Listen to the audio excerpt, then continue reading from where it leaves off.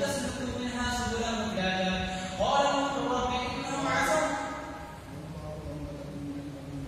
والله أنبتكم من الأرض نباتا ثم يعيدكم فيها ويخرجكم إخراجا والله جعل لكم الأرض بساطا لتسلكوا منها سبلا فجاجا قال نوح رب إنهم عصوني واتبعوا من لم يزده ماله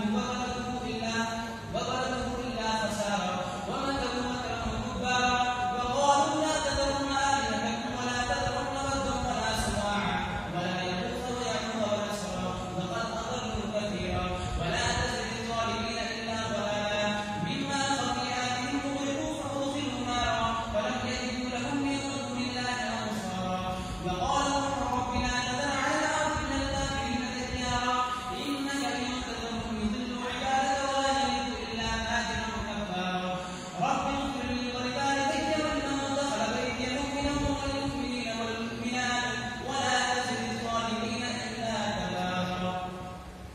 بسم الله الرحمن الرحيم قل أوحي إلي أنه استمع نفر من الجن فقالوا إنا سمعنا قرآنا عجبا يهدي إلى الرشد فآمنا به ولن نشرك بربنا أحدا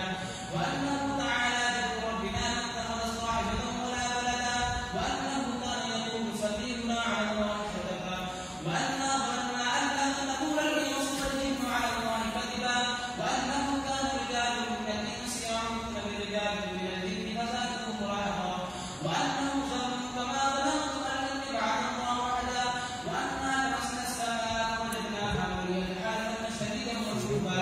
وأنا كنا نقعد منها مقاعد للسمع فمن يستمع الآن يجد له شهابا رصدا وأنا لا ندري أشر أريد بمن في الأرض أم أراد بهم ربهم رشدا